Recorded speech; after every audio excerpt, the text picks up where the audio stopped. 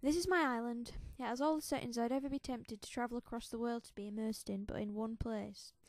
Up in the northeast corner there's a mountainous region, much like the ones of the Oriental countries. Pointy peaks shrouded in grey mist. Amid it is a large lake with a waterfall flowing through the rocks, but the lake is still really, and it has one of those floating island decks you sometimes see in films. There's a small wooden rowing boat tied to it, and it leads along to a pier that leads to an oriental garden, with bridges over ponds and clear lake water trickling down the rocks and plants. The edge of the lake is littered with pine trees and all kinds of fruit blossoms, all shades of pink. It's not spring all year, but it's blossomy whenever I want it to be. Travelling down to the southeast corner, the trickle from the lake meets the river at a tropical waterfall. It's pure green jungle here, and when the sun shines on the canopy it looks like green tissue paper, and there are little beams of golden light that crack through and dance on the jungle floor as the gentle breeze sways the leaves. There are no poisonous snakes or mosquitoes here. It's just a tropical paradise. The waterfall isn't very high and you can jump down into the lagoon because there's a really deep bit and the water's clean and warm, but it's refreshing too.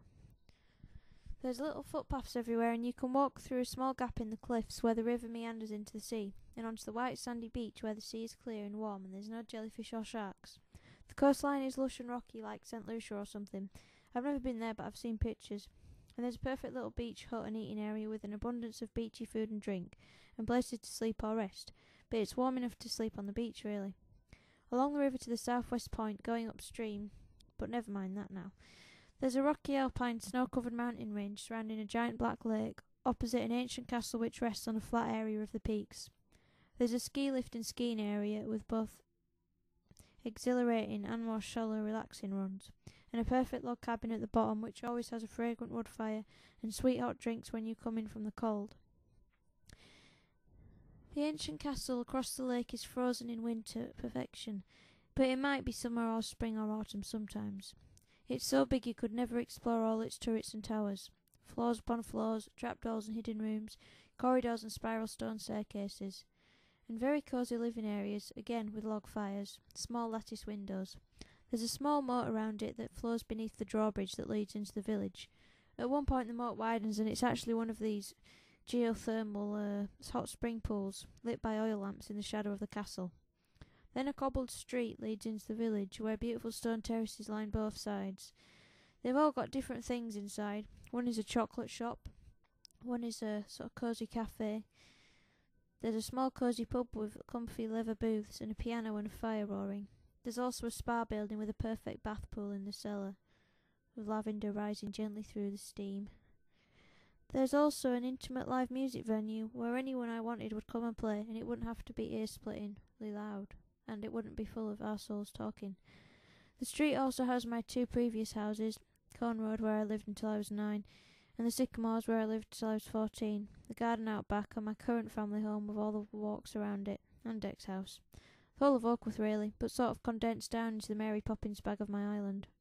Without cars either. Northwest is just boundless scenery really, hills and moors and woods and forests and bluebell meadows. There's a multi-terrain assault course round here in the woods where you get to jump through the trees and use ropes on trampolines and crash mats and all that. There's also